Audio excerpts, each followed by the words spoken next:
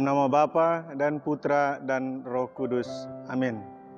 Saudara-saudari yang terkasih, pada hari ini kita akan bersama-sama merenungkan Injil Tuhan dari Injil Markus bab 4 ayat 1 sampai 20.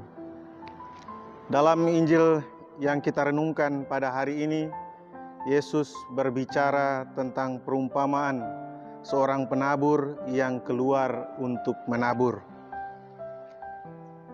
Saudara-saudari sekalian, Allah adalah sang penabur benih dan kita ini adalah tanah. Benih itu adalah firman Allah dan tanah itu adalah iman kepercayaan kita akan Allah. Ketika kita dibaptis, kita diberikan oleh Tuhan tanah yang subur.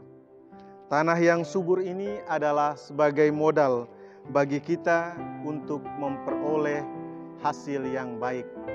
Hasil yang baik itu yakni kerajaan Allah. Di tanah yang subur itu Allah akan menaburkan benih yang terbaik supaya menghasilkan tanaman yang baik. Yang Allah taburkan pertama-tama pada tanah itu adalah cinta kasih. Setelah Allah menaburkan benih itu, maka tugas kita adalah menyiram sampai benih itu tumbuh. Setelah benih itu tumbuh, kita terus menyiram dan merawat tanaman itu sampai mendapatkan hasil yang berlimpah dalam kehidupan kita.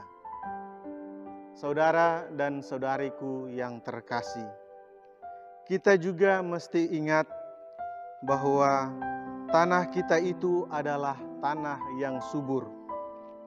Jika kita tidak mau menyiram dan merawat benih atau tanaman yang diberikan Allah, maka tanah yang subur itu akan dimanfaatkan oleh penabur yang lain. Penabur yang lain yakni si jahat atau iblis.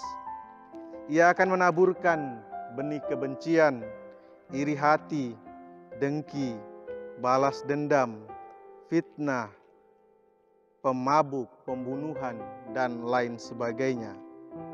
Si jahat atau iblis ini akan membuat kita seperti seorang bos. Ia akan menanam dan menyiram, dan ia akan bekerja sama dengan kita untuk merawat tanaman atau benih yang ia taburkan itu. Saudara dan saudari yang terkasih, Yesus juga menegaskan kepada kita semua, yakni barang siapa mempunyai telinga, hendaklah ia mendengar. Maka manfaatkanlah telinga itu dengan baik untuk mendengarkan firman Tuhan. Kita jangan pernah bosan untuk mendengarkan firman Tuhan. Ketika kita bosan, disitulah kita membuka celah atau memberikan kesempatan kepada si jahat untuk menaburkan benih kejahatan. Maka dalam mendengarkan firman Tuhan, pikiran kita harus fokus pada firman itu. Maka firman itu akan diolah dan disimpan di dalam hati dan berbuah di dalam tindakan kita sehari-hari. Amin. Dalam nama Bapa dan Putra dan Roh Kudus.